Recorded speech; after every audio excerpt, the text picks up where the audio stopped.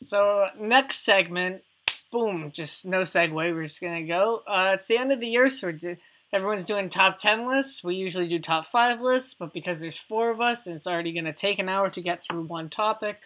We know how long Matt talks for. We're gonna go for top 3. So the first one is so how this works is that there are no repeats allowed. So if Derek says something, no one else can say that. So if this is an example. If someone were to say best pay-per-views ever, if Derek says WrestleMania X7, no one else can say that. That can't be in their top 3. That would dig at me, Micah. I'm coming for you. And legally, you have to live by it now. Yeah, so if and you have to defend that. And if you say anything, you're legally not allowed to ever watch it again. I've only watched a handful anyway. If that's the category, this is big trouble. I might be bluffing at numbers. At least I can bluff with numbers, though. You asked me for the best. Well, I guess if you asked me for the best, any other, I can just say a year, right? It's pay-per-views of 2020. From one company only. So only one of your lists. So like WWE, AEW, New Japan, TNA. You can only have one per company. Oh, okay. I thought we all had to pick one company, and I was like, no. Okay. Oh god, no. So like, you can't say like Wrestle Kingdom Night 1 and then Wrestle Kingdom Night 2. All right, gotcha. So I'm gonna go. I'm actually gonna let you guys go first. So you guys can squabble like the couple you are, and figure out who's gonna go first. My actual partner would object to that. Graham, you go first. I go first? Alright, I started scribbling down ideas, and I'm already thinking, well, I'm safe anyway, so I'm just going to go with some indie events. So if they were on IWTV, I'm classing that as a pay-per-view, because you have to pay for it to watch it. So I'm going to pick for my number 3 moment, because I don't think you're going to pick my number 1 or 2 anyway, if I go with that. I'm still trying to decide what my number 1 is right now. I'm going to go with Synergy Pro's 3rd birthday. It's an organisation I've been aware of for about a year. But we've been reviewing it on MGB Wrestling Podcast. The last 3 events. The next event, I'm not sure when this episode comes out, but they're going to be doing an episode this Saturday, which I think is probably about the 24th, something like that. Yeah, they have a lot of indie talent on there. KTB, who was appearing on AEW Dynamite tonight, I believe. He's a part of that organisation. A lot of people who are in that PWI Top 500, they appear on that card. I think the main event for the match that's coming up is going to be a triple threat between Warhorse, the Independent Wrestling TV champion, the current champion, and Jordan Oliver as well, who I'm a big fan. So they put on some great cards. The 3rd birthday, obviously when it's the anniversary show, they make more of an effort. I think they make an extra little bit of an effort. Just some absolutely banging matches. The one I'm thinking of right off the top of my head, I'm going to forget his name, Jordan Oliver and Ace Austin.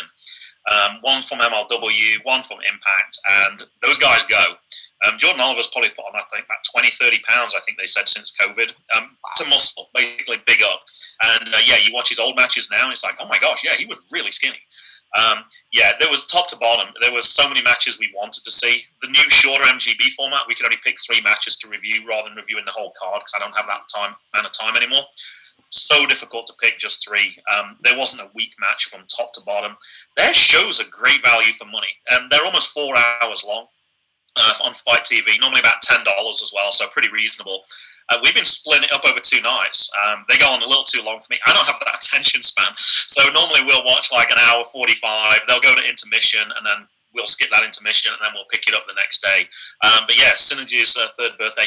Great promoter as well. Colin West, I can't say enough about that guy. He's been really good to the MGB Wrestling Podcast, giving us some advice. We managed to get an interview with one of the wrestlers from them as well. Very supportive.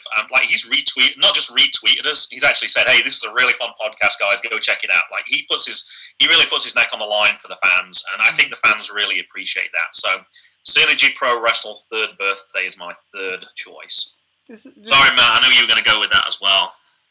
Damn it. Is this the show that you said they film it in 2 sessions? Is that No. But that might be coming up as another moment unless you steal that one. That's my number 2 moment right now, but we'll see if we can get to that. Are we doing one at a time, or are we all doing them all together at the same time? One at a time. I assume it's one at a time, otherwise it'd be a little unfair to the person who gives all 3 out. Come on, Matt. Okay, so this is all time. I thought you said 2020. Yeah, 2020. Oh, he's not listening. He's not paying any attention. They said WrestleMania X7. I said that as an That's example. an example of a category for how it works. You gotta listen to the instructions. Jeez. That's why I checked before I said anything. I wish you'd have just gone ahead and said, like, my favourite event of 2020 is WrestleMania X7. I would have laughed so hard.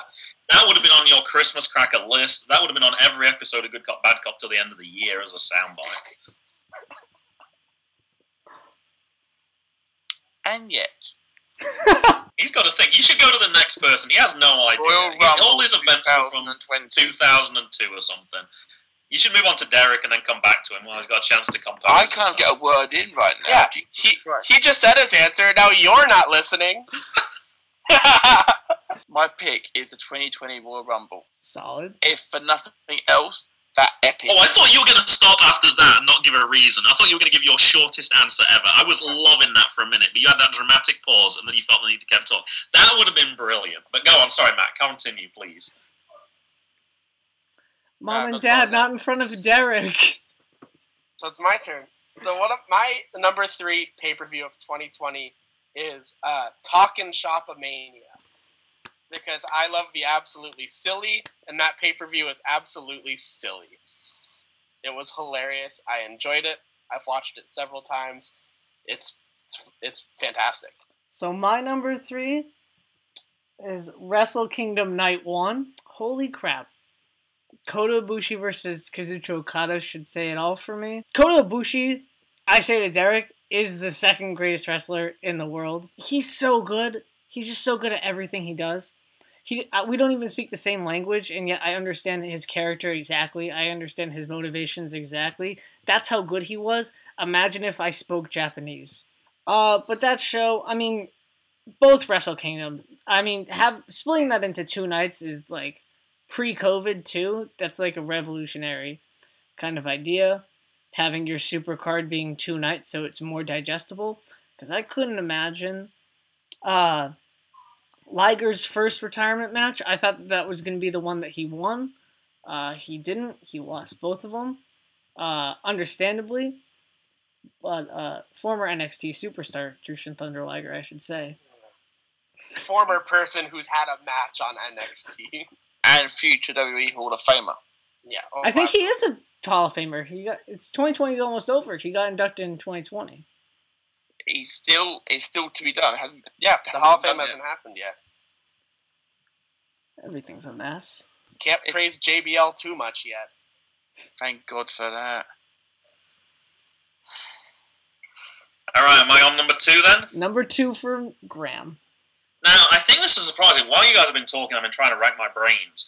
I think it's really surprising. I hope somebody is going to mention one, because the NXT takeovers are always amazing. I wasn't particularly that impressed with the last one. The last few matches I was, but as for the whole card, normally it feels like everyone is better than the previous one, and I didn't actually feel that for this last one, although the main event was fantastic, and so were a couple of other matches.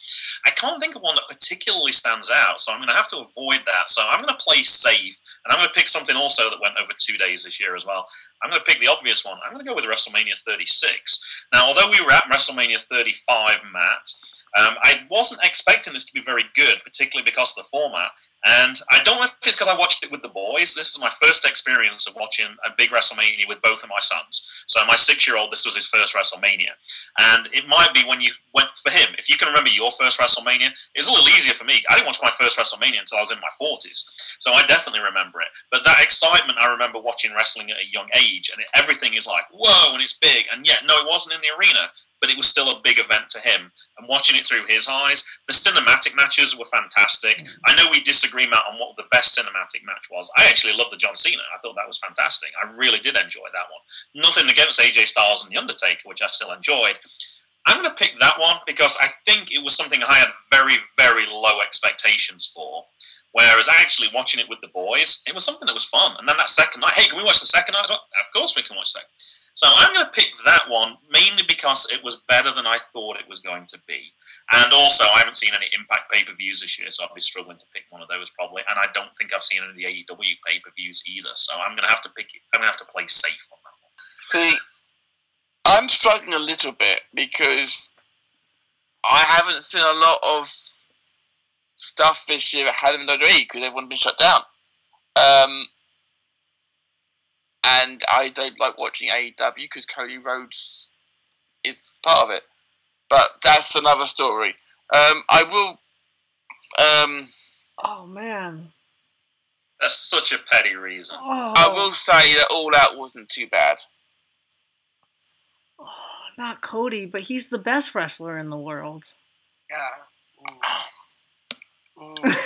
That should have been the devil's advocate. He's the best wrestler in the world. Ooh.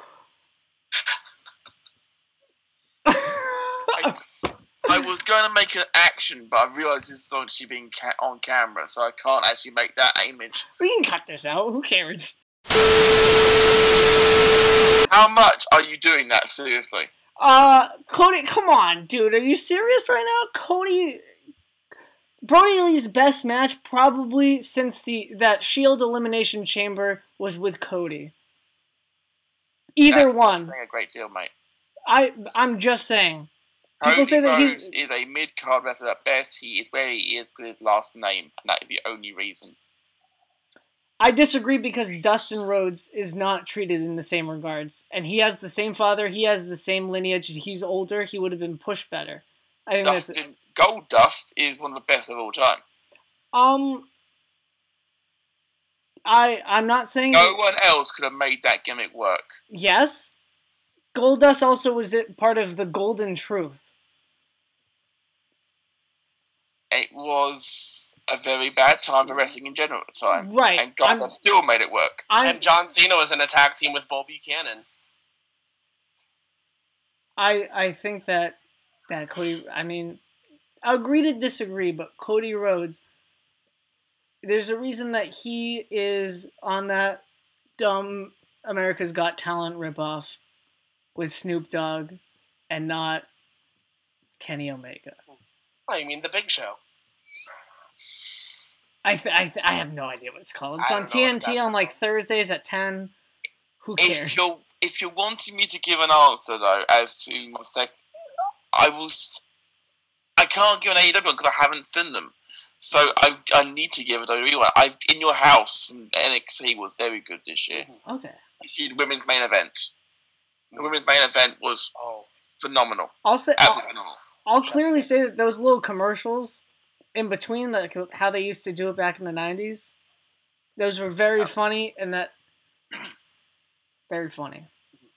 It was a nice touch, definitely. My number 2, I'll go with a pay-per-view that I think most people will have forgotten was this year, and I'll go with NXT Worlds Collide back in January. I do not support the person that won the opening match. I do not support that he is returning to NXT UK in the coming weeks. But if you scratch out that match, which even then the match itself was good, it's unfortunate that it had to be polluted by Jordan Devlin. But Finn Balor versus Ilya Dragunov was a fantastic match. The DIY Mustache Mountain match was excellent.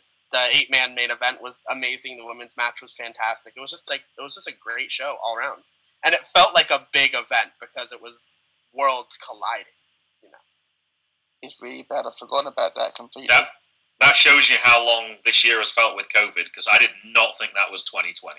I thought that seems like so long ago. That seems like 18 months, 2 years ago. Undisputed versus Imperium is one of like the lost matches of this year. The fact that Alexander Wolf gets injured and that match is still, in my eyes, a perfect match. I mean, shows you how good they are. It's good to show how much this year we've forgotten about. I mean, do you remember the Elimination Chamber match? Yes. For tag teams? I've forgotten about it. It was the last wrestling pay-per-view in front of fans. The Lucha house party was in it because one of them, Lindsay Dorado, did that. Was on the top, very tippy top.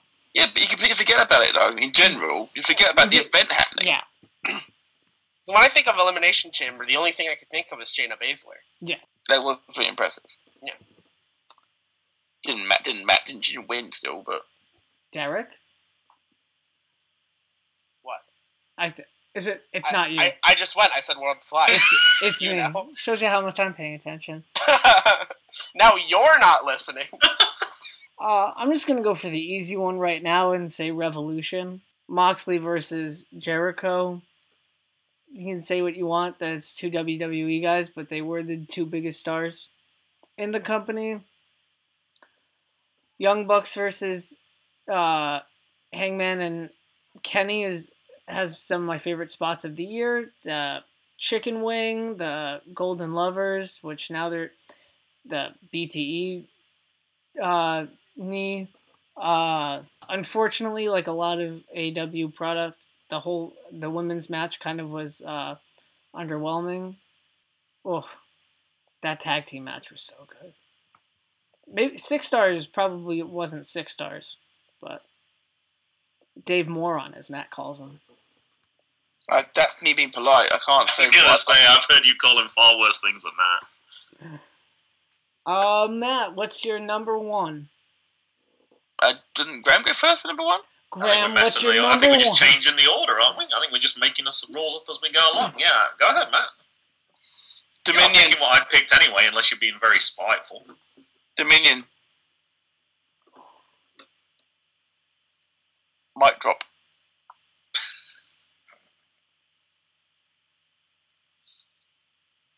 I think it is. When saw it coming. I think it's you now, Graham. Wow, I'm going to be speechless. I can't believe you just left it at that. You never leave anything short like that. You always want to add some detail. But if I need to explain that pick, Graham. Well, I didn't see it, but hey, never mind. All right, my pick is, you already called it. I'm going to go with, from a couple of weeks ago when I actually had my binge wrestling, having watched less than an hour a week easily. I actually had a little bit of time on the weekend, and the first thing I went to was indie wrestling. I was like, all right, let's see what's up there. And Black Label Pro, having seen the tournament from 2019, I think it's called the Turbo Graps. I think that's what it's called. It's over 2 sessions. It's a knockout tournament. They have the first matches and a few bonus matches, and then they come back in the evening. They have the semi-finals and then the finals. And I gotta say, it was about 6 hours. I think both sessions were 3 hours. And for me, who has a very low attention span with regards to wrestling, I was enthralled by it. I said last week on Good Cop, Bad Cop, I didn't really find any weak matches at all. If there was somebody who I didn't know, by the time I'd watched that match, it was like, oh, I need to pay more attention to that person. I think the one I mentioned was, I think it's Trey Lamar, I think it was, who I hadn't heard of. I think that was the first match I'd ever seen for him, and I was blown away with how good he was. So many twists and turns. The fact that normally when you watch WWE, although we didn't do a great job necessarily on these predictions, we were kind of like, well, it could be this, or there was a lot of genuine surprises, people I expected to win. I think I can do some of the spoilers now. Kylie Ray and... oh gosh, Alex, the guy from Impact. My brain's gone. I can't remember what his name is. Alex Shelley. Thank you, Alex Shelley. They announced when Kylie Ray came in, oh, by the way, this is also for the Black Label title as well. And Kylie was like, whoa. I honestly assumed Kylie was going to win that, and no, she dropped the title. And we had a similar thing last year. Eric Stevens took the IWTV Championship in the first round and then lost it to Warhorse in the final. So constantly you're being kept on your toes. Great variety of matches. The first all, they start off with one-on-one matches. By the time they get to the semi-finals, it's a 4-way match, so obviously anything can happen with that. Some of the people they brought in, like EC3, looked fantastic. Just a lot of people you didn't necessarily expect to be there were there. A lot of the stars from Impact were there. It kept me enthralled for about 6 hours, and that's something these days for wrestling. I don't last too long. Even at WrestleMania, Matt, I didn't last that long because I was like, well, I wasn't watching Shane O'Mac. I was like, there's no way I'm watching that. I don't care how much we paid for these tickets. I am not watching that, and I left. But no, that would be Black Label Pro. You talked about it as well, Matt. We saw them last year at the Collective, and they're amazing. I actually put out on Good Cop, Bad Cop this week as our poll, what's your favorite indie organization right now? And after deliberating over for a while, I had a few answers. Synergy was definitely one. Beyond was one that came into my mind. GCW was another one. But overall, Black Label Pro was the one that came out top. I don't always watch all their matches when I watch the pay-per-views, but I certainly go and watch with IWTV, you can obviously jump around and pick out the key matches. There's always several matches where it's like, must see. So Turbo Graps 20 is my pick, and I think that's going to be a yearly tradition in this house now, watching that tournament. So I was going to say a WWE pay-per-view for my number 1 until you reminded me by saying GCW of the GCW Backyard Show is what I'm going to go with as my number 1 show. Because like when I was younger and I was the young wrestling fan who watched Zack Ryder, I used to watch a ton of the like trampoline wrestling stuff that was on YouTube, and it was so cool to watch all of these like mostly trained professional wrestlers just go out and just do that thing that I saw when I was a kid. And it's like, it's sort of a nostalgic, but with also a lot of people that for someone like me who doesn't watch a lot of indie content, a lot of people who are new to me, you know, and it's really cool to watch all that. And just that, I remember watching that and feeling like a kid again, watching that guy go through the children's playhouse. That, when you say that, it sounds ridiculous, but it was beautiful. It was so good. Beautiful. That whole match was just, I think it's one of my favorite matches from 2020. Hearing the watch along with Graham and Mason was phenomenal for that. Well, people have already picked mine. Well, this is what you get for putting those rules in. Your rules. They are my rules. So mine is I'm gonna pick. What was it going to be then? If that rule hadn't existed, what were you gonna pick as your Royal Rumble? Okay. But I'll pick NXT Takeover 30. I mean, Karrion Kross. I mean, if you want to push a rising star, that's how you do it. Finn Balor probably did something. I can't think of it. Finn Balor, he beat Tim Thatcher, right? Yeah. Oh my God. How could I forget that? I'm pretty sure match. Breezango winning the thing. Breezango winning the tag team. I'm pretty sure that happened. Yeah. There was probably a cruiserweight match. I'm pretty sure. Was that when it was? We predicted this a while ago. It was Escobar and Swerve, right? Yeah. Yes. Probably. That's what NXT has been for the past 6 months. I mean, that's a good. I mean, that main event, that entrance alone, it's the best. Mm-hmm. His entrance when he came out with the belt, the NXT afterwards. I'm not sure if you've seen it, Graham, but he looks badass with the title and a sling. I will still stand by Finn Balor's entrance is better. Finn Balor? I mean... What if he didn't have his abs out? He always has his abs out, Graham. I'm saying, what if he didn't? Would it still be the best? He always has his abs out. You're not listening. Why do you always ignore the question? Because it's a relative... Because then he always does. There's no point. We're trying to determine here, does he have a good entrance, or do you like it just for his abs? That's what we're trying to get at. Let me put it this way. Who else can create that sort of atmosphere where they even all throw their arms in the air, even when he's a heel? Daniel Bryan? No? Even Elias just making the whole crowd say, I'm pretty sure Burn It Down is the most bought t-shirt of 2019. So... The Fiend? Are you kidding me? He's a heel? The Fiend's got the best entrance. Fiend's got a good entrance, don't get me wrong, but I'll still take Balor any day long. Triple H on his little bike? I mean, come on, it's a little bike. He has Stephanie sometimes. Vince McMahon has the best entrance. Period. I got to see Fiend's debut, and the atmosphere from the crowd was absolutely phenomenal. Every single person had their phone out. Everybody was recording it, and it was absolutely awesome. Big Fiend fan. That was really cool. I was so lucky that I got to see some really great events last year. Oh, yeah. And just happened that, I'm going to say, it was a few hours away. Tickets were dirt cheap. I think I paid $25. It wasn't very much. Oh, yeah. Absolutely ridiculous. And I was lower level, and I had a great seat. I think I was about 13 rows back, right next to...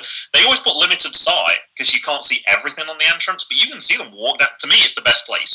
Every time going forward, once these events come back, and it's safe to do so, I'm going to be looking for those restricted view seats, because you are right next to the ramp and you can see those people. Same for Edge, when Edge came out for his pop as well. Oh, yeah. You're right there and you're looking at Edge and you're one of the closest people to him. But yeah, I got to see The Fiend's debut, which was pretty cool. I was supposed to be able to see The Fiend when I went to SmackDown earlier this year, but where we were seated during that segment, we could only see John Cena and not The Fiend because the stage was blocking The Fiend. And my older brother was really upset because he was the most excited to see The Fiend. That sucks, unfortunately. But bad cop moment. Hopefully you'll get a chance again soon. Hopefully. We're supposed to see AEW like twice this year, and technically, Micah and I still have tickets to see AEW at some point in the future. We went before it was like 30. Derek, they were like $70 for like hard cam. It's like not that. That's like 60 pounds, Matt. Gotta help him with the math every time. I'm pretty good when it comes to converting English to American money. I'm much better at tipping nowadays, thankfully. Oh my god, I forgot the collective. He came back so proud. He spent like $15 and he gave him $1. I was dying. I then tipped $1 for every single thing the whole trip. It was terrible. It was terrible. I have got much better tipping. We don't do it here in the UK. We don't tip. So you guys ready for one more top 3 list? Or you guys ready to go straight to the game? Oh, let's do one more. One more? You were right. That took a long time, but that was fun. All right. This is not 2020. This is of all time. Hear that, Matt? All time now. Your top 3 matches of all time, no repeats. Okay. So because I went last, I'm going to go first this time. And I have 2 honorable mentions. One of them is CM Punk versus... Does that mean I can't say your honorable mentions? No, you can say my honorable mentions. You won't because there's... Just list a million matches just to spoil everyone. You cannot... I can still beat you. I doubt... And you end up picking your most pointless matches, your top 3 moments. I doubt that you'll have my honorable mentions because these are just sentimental to me. One of them is Chris Jericho versus CM Punk at WrestleMania 28. Love that match. Good match, right? And this is a match that nobody probably remembers happening because it probably happened on every house show back then. It's Santino Marella versus Chavo Guerrero on the 16th of November 2009 Raw, emanating from Madison Square Garden. It is one of the best comedy matches of all time. It is better. It is a more comedic match. It's not a better match. It is a more comedic match than Pac versus Orange Cassidy. Bold claim.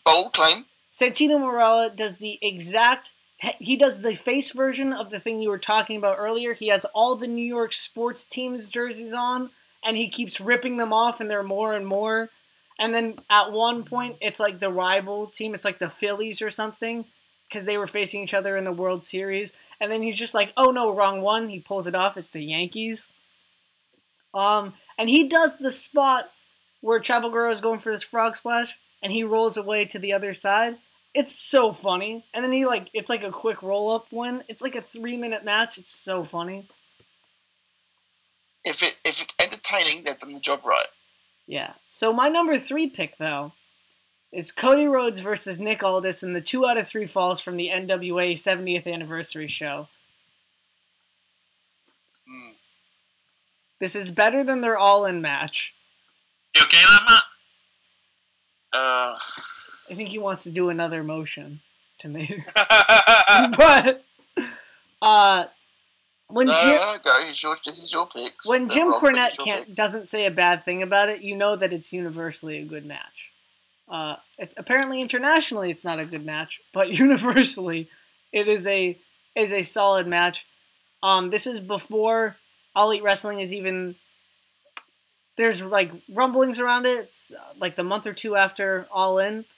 There's rumblings that the Elite's going to start their own company, but it's not announced yet. So you think that Cody's going to win, but he doesn't, and it's heartbreaking. And it's also just a good, solid wrestling match. It's not a sports. This is the match that should prove to Matt that Cody Rhodes is not 3 stars. No, he's 2.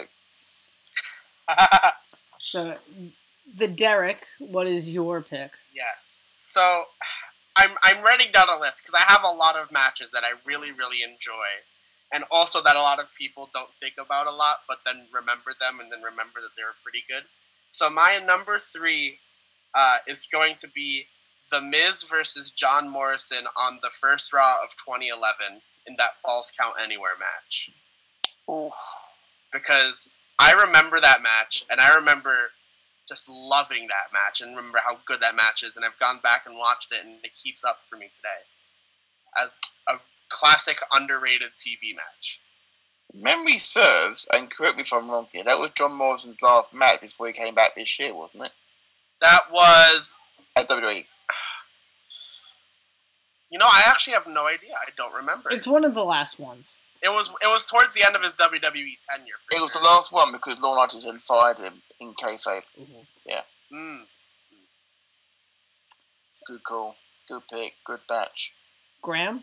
For people that don't know, I have big gaps in my wrestling knowledge. Like, I watched in 2000 for about 2 years, then I took like a 4-year break, and then I took over a 10-year break. This is the longest I've ever watched wrestling for. This is probably about 3.5 years in. I definitely want to get some indie matches in there as well. So I'm going to pick this one now to make sure nobody else picks it.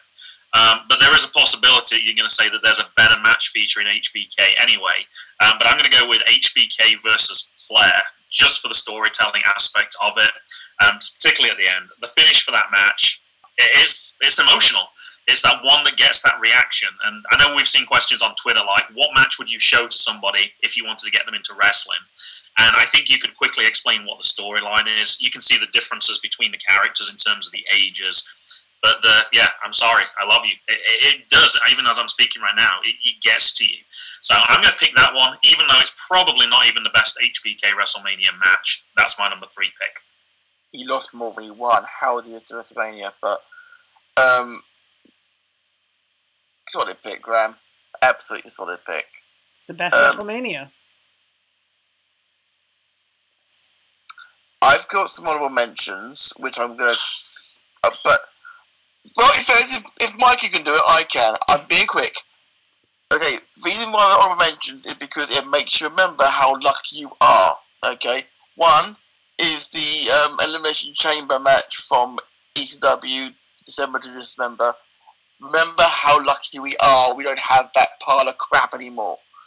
Okay, and the other one is, as bad as it was, the story being told in the Gerald Briscoe with Pat Patterson. The evening gown match? Evening gown hardcore title match. You just gotta Google 2000. how to mute somebody. Yes. It was terrible, but at the same time it made you realise how glad you are that Crash won the match. Now, in terms of my number 3 pick, so many to choose. TLC 2, WrestleMania 30, WrestleMania 17, the best TLC match. Nothing went wrong in that match. It was perfect. The best hardcore weapons match I have ever seen put on by WWE. I don't know, The Miz versus Jerry Lawler seems to come to mind.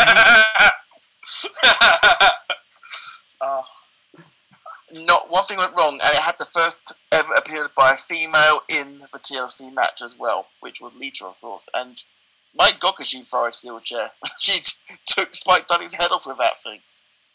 And then took a 3D in her bra for good measure. So my second favorite match of all time, I wanted to get an older match in here because I don't like showing my age. So I'm going to pick Dean Malenko versus Ultimo Dragon, Starrcade 96 for the J Cup and WCW Cruiserweight Championship.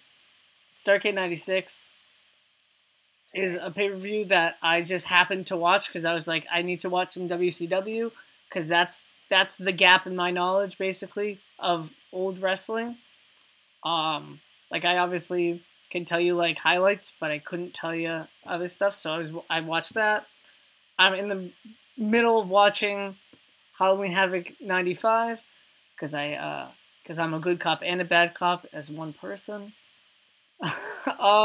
But this match is amazing. That entrance with Ultimo Dragon coming out with all those belts is such a cool visual. And it makes it somehow though makes the WCW Championship, WCW Cruiserweight Championship important because you're like, this guy who has all these titles still wants this belt. This is still important. And Dean Malenko is one of the greatest technical wrestlers of all time. In the top 3, easy. Wait, 96, isn't that the year that Dean Malenko placed number 1 in the PWI 500? Pretty sure. We're on to my number 2 now. On to the Derek's number 2. My number 2 is surprisingly another match that happened on Raw. And I wasn't there. Because I'd be surprised if I was, because I was 5 years old at the time.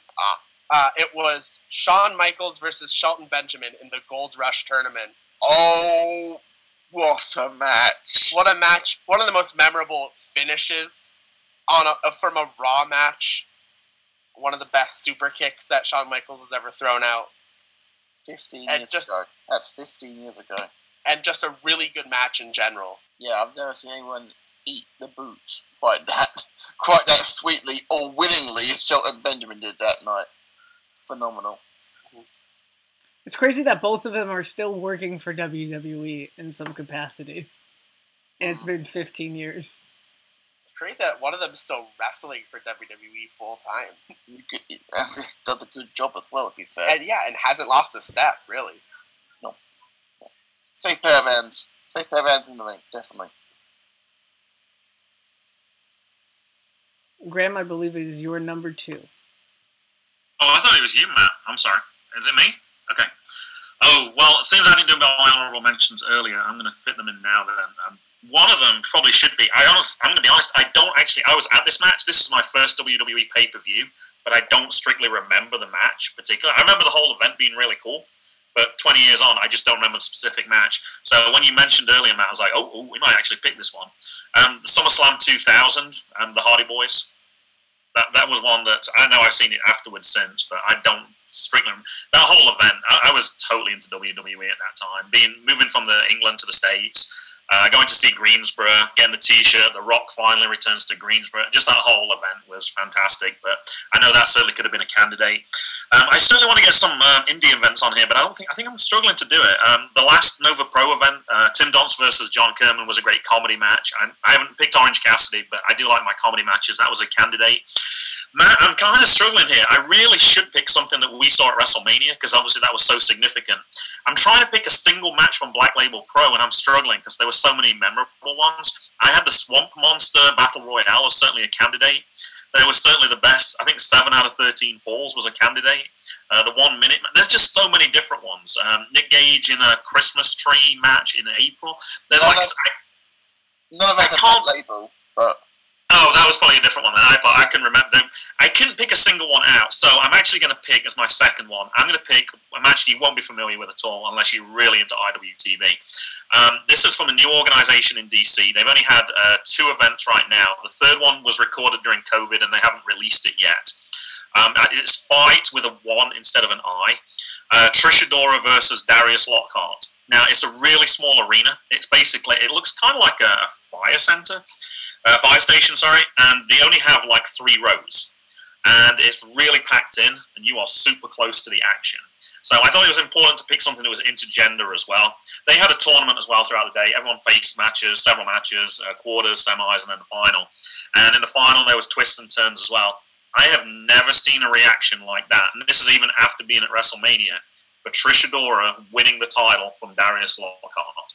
The whole place went absolutely crazy that they put the title on a woman who was totally deserving of winning that title. Trish Adora, for people who don't know, has flown up those numbers. The PWI, regular PWI, she made that list. And she also made the list on for the women's this month as well. I think she was like 80, which I mentioned as a bad cop moment. She was way higher than that on the regular list, so why she was so like, I will put the last 5 minutes of that match against anything that you guys want to throw out right now. But being there, the whole room absolutely erupted. I've never seen an atmosphere like that. That, for me, is probably the most significant indie event that I saw. For the significance of putting a woman who's also a person of colour as well, putting the title on her, everyone felt it. Everybody felt it. Everybody was so, amazing. That's my second moment. I know no one else is picking that, and no one has any clue what I'm talking about, but that's my number 2. I could go to Black Label Pro from last year, and because I thoroughly enjoyed Nick Gage versus Hornswoggle, I enjoyed it. It wasn't the best match, but I enjoyed it. I'm going to hold fire on an independent match. I want to put anyone in, but my next pick is WrestleMania 7, Ultimate Warrior versus Macho Man Randy Savage. in the retirement match. Not just for the match itself, which was phenomenal, but the aftermath as well. I cried my eyes out when Miss Elizabeth and Randy Savage reunited. If you don't cry at that, you ain't got a heart behind your ribcage. That is phenomenal storytelling, and it's also the work done by Bobby Heenan on the microphone to also set the whole thing up. It is done so beautifully. So We're on to the big picks then, I think, right? Yeah, this is my number one. I don't mentions like they all like intertwined, but like my number one has been my number one since I first saw it. It's Batista versus Undertaker, Backlash 2007, last minute standing match, World Heavyweight Championship. I mean, WrestleMania 23. It's not. I don't think it's the greatest. It's my personal favorite WrestleMania pay-per-view. Everything. I have it on DVD. If I want to watch it on the net, like it's like in my list on the network. It's like it has crap matches. It's the first WrestleMania that I watched in full, because my first WrestleMania that I watched was 21, which is very underrated. But Batista versus Undertaker, I mean, whoever thought that those two could ever have like a somewhat decent match, let alone a fantastic match. The ending, it is one of the only last man standing draws that makes sense. And it builds to the next match, which is a steel cage match, which is another fantastic match set up with those two could not have a bad match, and anyone who says anything different is wrong. It could today. No, they can have a cinematic match and it'd be beautiful, because cinematic matches can hide. There's a way around it now. That's fine. Only if it takes place in the Guardians of the Galaxy universe. Oh, that'd be phenomenal. Oh my God! Now I'm concerned that they're gonna have a Saudi Arabia match. Oh, please don't make it happen. No, oh, that's gonna happen now. It's gonna be horrible. Batista never would. He's got morals. Yeah, Batista would never. So it's my turn now, right? It is Derek's. You would have thought one of those Saudi Arabia matches might have made our most pointless list. Oh yeah, DX versus Brothers of Destruction is the most pointless match. The most pointless match was that whole tournament for the trophy where it just ended with the Undertaker just like pinning AJ Styles. No. All right. So I'm gonna go watch Mojo Style, and I'm gonna say my honorable mentions now before I go for number one. I base all of my lists off of more of my favorite matches as opposed to the best matches. So my honorable mentions are, despite what I just said, Okada Omega at Wrestle Kingdom 11, one of my favorite matches. Bray Wyatt versus Daniel Bryan from the Royal Rumble 2014. And then there was The Undertaker versus Jeff Hardy in that ladder match for the WWE title on Raw. That was a really good match. But I think out of all of my matches, given what wrestling I have been watching that's not regular wrestling recently, not like modern wrestling, my favorite match has to be Brock Lesnar versus Kurt Angle at WrestleMania 19. Why?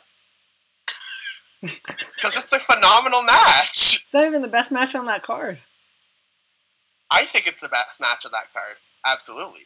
It's not the best match on the 2-disc DVD set. There's only 2 matches on that disc.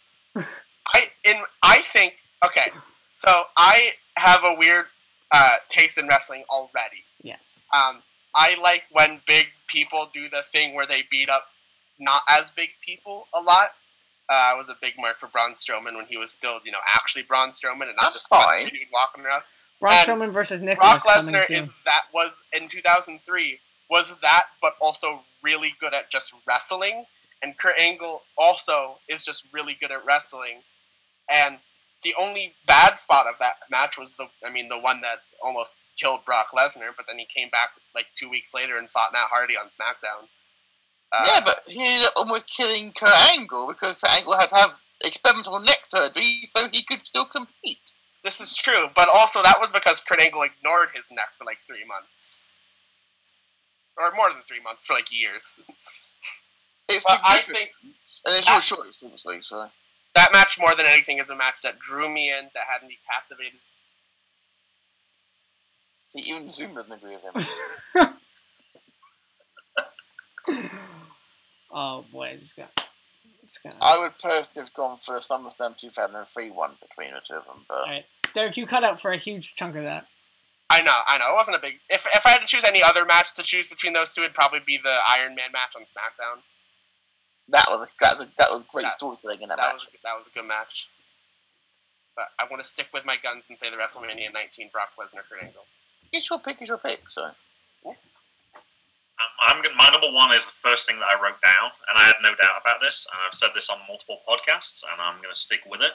The first NXT TakeOver event that I actually watched was the one from New Orleans. I think it was WrestleMania 34. I decided to watch that with my son, and we all heard how good NXT is. You really watch NXT, and we finally got around and we watched it. He picks the ladder match, actually. He loves that. He loved the North American title. He thought that was the best match. For me, the main event, Ciampa, Gargano, absolutely love that match. I actually had to say, when that question, what matches would you show to get somebody into wrestling? I actually picked that series of matches. Like, I picked this one specifically, but when you look at the whole arc of the storytelling, the breakup of DIY, the turning, the matches they had subsequently because of that issue, to me, it's great storytelling, great action, and I can't believe how long those matches go on, how much they drag you in as well. I think they were both 5-star matches, and that one for me is the one that sticks out. More than anything, I can say, if I'm watching anything, I'm probably watching the NXT over the WWE product. For me, people have said this for a while, that it's the better product, and they have the right model for those pay-per-views. They don't have as many matches, but they make sure that they're all good matches, rather than trying to put too many matches on the card. Matt, I know we're not doing Good Cop, Bad Cop this week. I saw somebody post, I think it's Klondike Bill, I think he is on Twitter. AEW Dark last night had 16 matches on the card. Like, what the heck are they doing with that? It's over 2 hours. More is not necessarily better. NXT TakeOver has the right idea. All 5 of those matches were really good matches. The whole event was a great event. But yeah, Gargano and Ciampa for me. I'm so disappointed that he got injured. When they moved across to the main product and they were actually back again as DIY, I was loving that. And then his neck. And anyway, yeah. NXT, New Orleans, that's me. So, I've been wondering whether to do a joke answer for number one.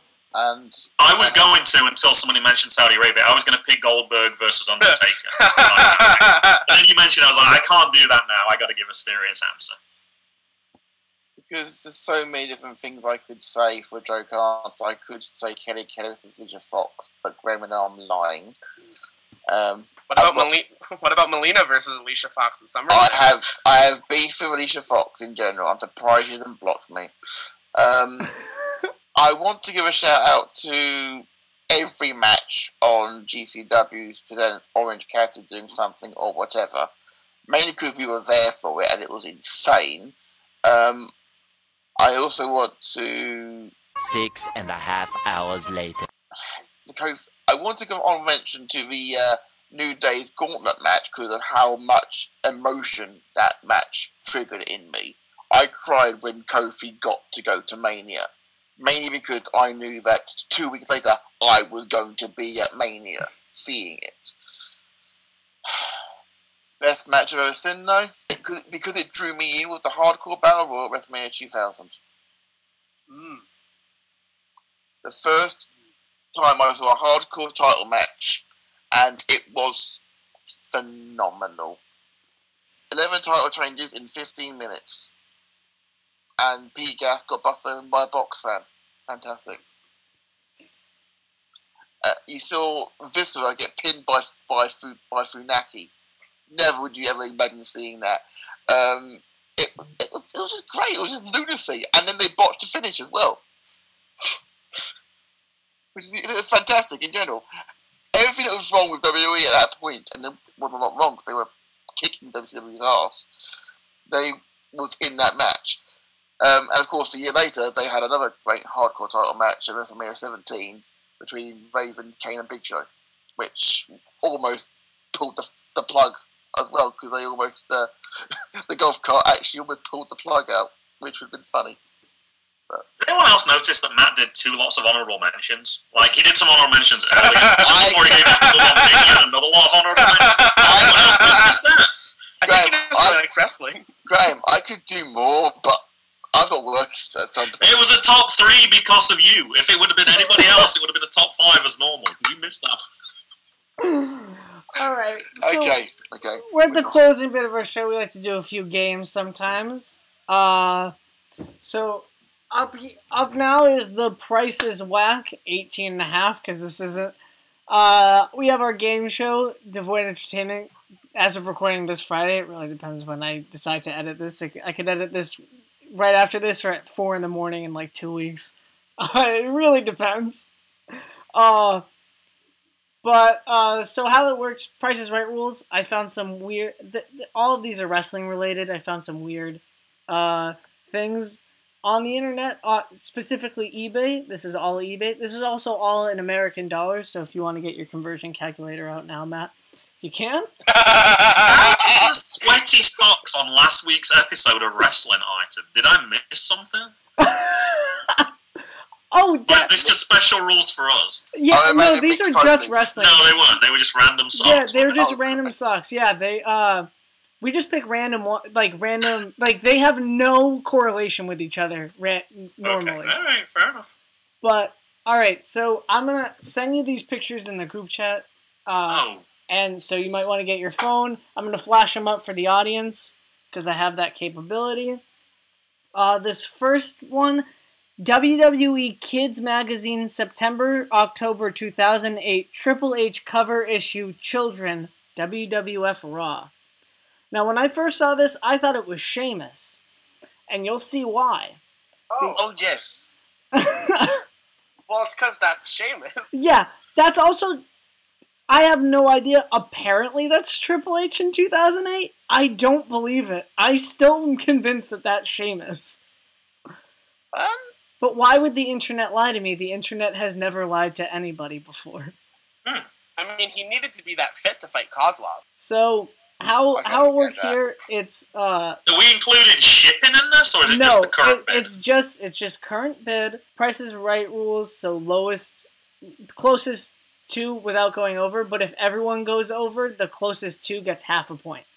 Alright, let me just check. See, I'm the math person, so I'm the numbers, so there's a little bit of pride involved here, so I'm already working algorithms in my head.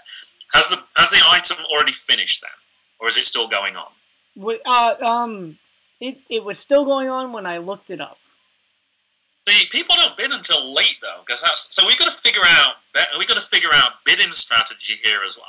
Okay, how I play the game when I we're not including shipping. It's just the actual no bid. Flat rate. How much would you pay for this at like a flea market?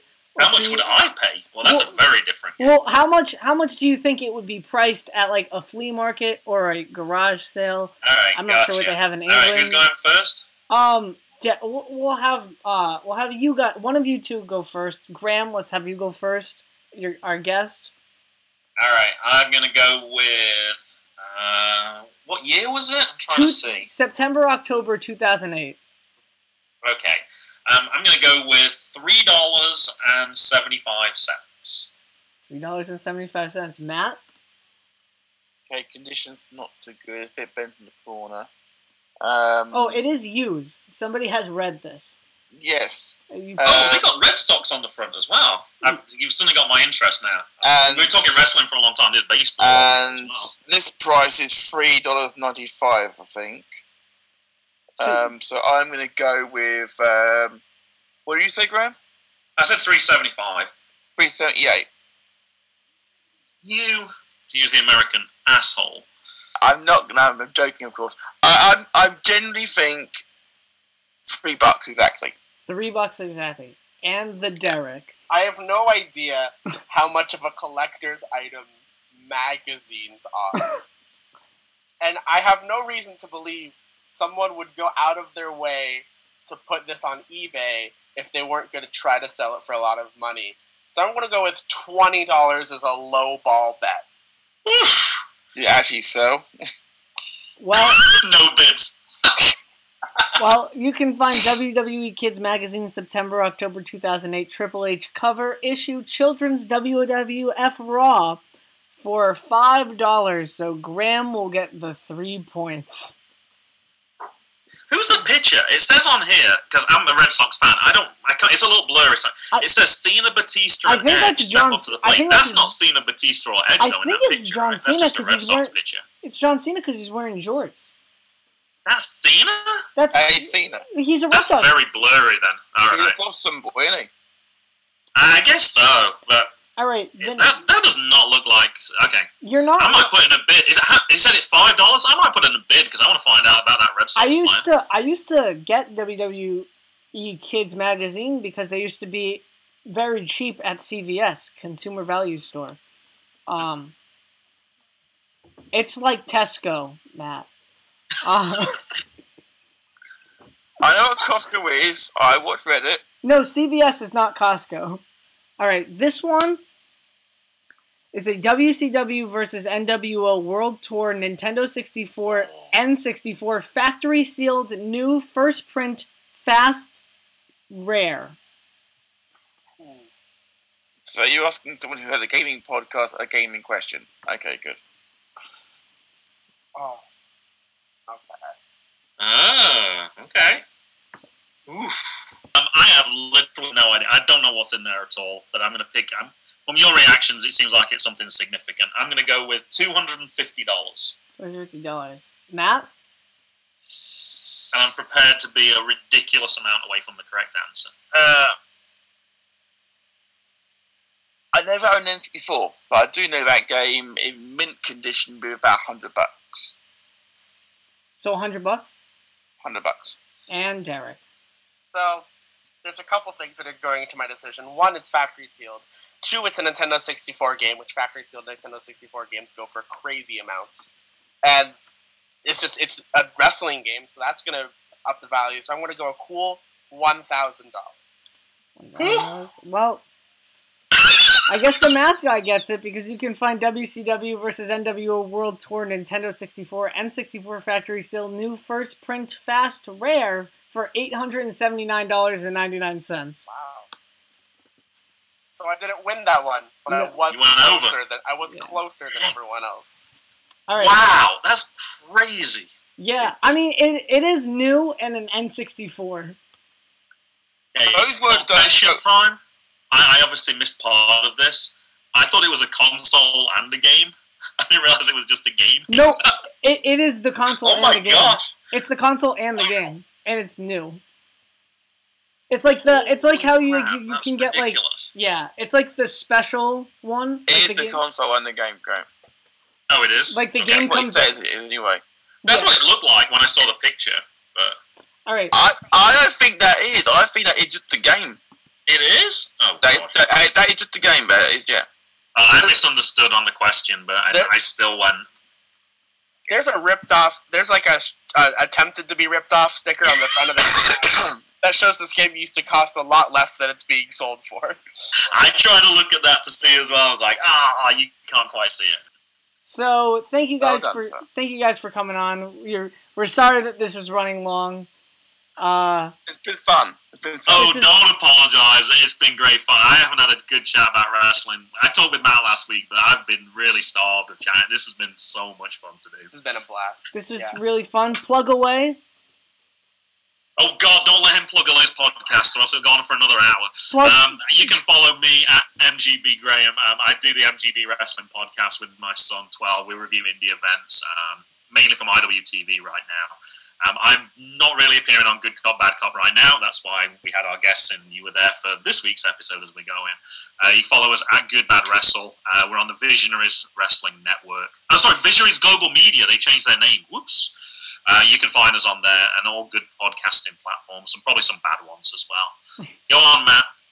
Right. You can find me Take a deep breath first and then go ahead. List all of them. You can find me at the Matt Attack UK, and all the shows I do you can find on Visionaries Global Media at Viz Global Media. Everything from video games to Dungeons and Dragons, if you like that stuff. You may not. If you do, you do. I also produce my other half's gaming podcast called Chris Talks Games. He does an amazing show, and he's way better than me at that.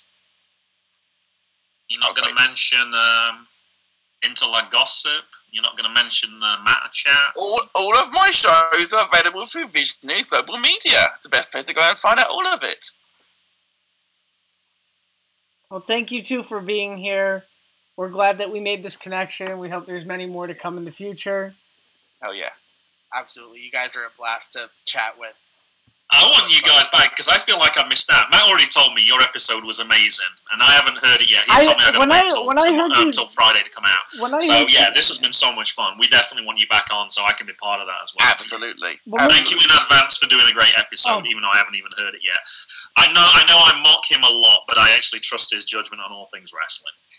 When I heard you mention us twice, I was just like, wow, like, how did we do? Like, did we do that well? Like, I personally reached out to Matt because I was just like that was like the first time we ever did a collaboration. And it really meant a lot to us. And yeah. But until then, goodbye. I love you. Goodbye. Bye.